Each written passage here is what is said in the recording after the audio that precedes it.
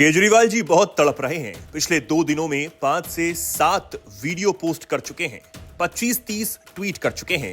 कभी कहते हैं बीजेपी वाले डरा रहे हैं, कभी कहते हैं पीट रहे हैं, फिर कहते हैं वोटर को खरीद रहे हैं, फिर कहते हैं अमित शाह के गुंडे गुंडागर्दी कर रहे हैं। 2 दिन से बजट की वजह से लोगों का और मीडिया का फोकस दिल्ली चुनाव से हट गया है और इस वजह से केजरीवाल जी परेशान है। कोई उनकी बात ही नहीं कर रहा। 3 फरवरी को चुनाव प्रचार रुक जाएगा। अब वो लाइमलाइट में आने के लिए कुछ भी कर देंगे। लेकिन एक खास बात नोट कीजिए, अब सारा फोकस खुद पर कर लिया है। बैकग्राउंड में भगत सिंह जी और अंबेडकर की तस्वीरें ब्लर हो गई हैं। इस बीच विदेश मंत्री डॉक्टर एस जयशंकर का आम आदमी पार्टी और दिल्ली के हालातों को लेकर चौंकाने वाला बयान आया है। विदेश मंत्री ने कहा, दिल्ली में बुनियादी सुविधाओं की कमी है, जैसे कि पानी, बिजली और स्वास्थ्य सेवाएं आदि। उन्होंने यह भी उल्लेख किया कि उन्हें विदेशों में यह बताने में शर्म आती है कि दिल्ली के निवासी इन मूलभूत आवश्यकताओं से वंचित हैं। जयशंकर ने एक सभा में कहा, जब मैं विदेश जाता हूं तो मुझे दुनिया से बातें छुपानी पड़ती हैं। मुझे शर्म महसूस होती है कि राजधानी में रह रहे लोग घर नहीं पा रहे, उन्हें गैस सिलेंडर नहीं मिल रहे और आयुष्मान भारत योजना का लाभ नहीं मिल पा रहा। उन्होंने यह भी कहा कि पिछले 10 सालों में आप सरकार ने दिल्ली को विकास की दौड़ में पीछे छोड़ दिया।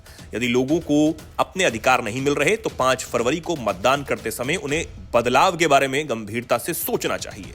बता दें कि एस जयशंकर की तरह अन्य बीजेपी नेता भी इस समय आपकी नीतियों और काम को लेकर पार्टी पर हमलावर हैं।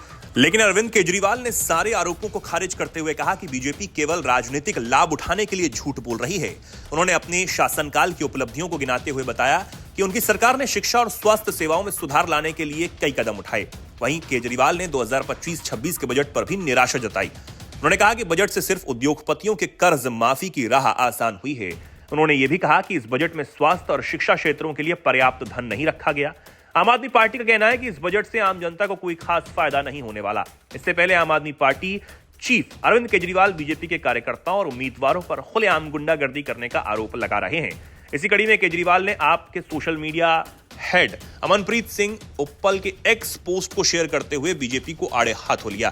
केजरीवाल ने लिखा, अमित शाह जी के गुंडे अब जनता को उनके घरों में घुसकर डरा रहे हैं। ये लोकतंत्र है या गुंडाराज? अमनप्रीत सिंह उप्पल ने सोशल मीडिया प्लेटफॉर्म एक्स पर एक वीडियो शेयर करते लिखा, ये जनकपुरी से बीजेपी के प्रत्याशी हैं। इनकी गुंडागर्दी की खबरें रोज आ रही हैं। देखिए कैसे अपने गुंडे लोगों की छतों पर भेजकर आपके झंडे निकलवा रहे हैं।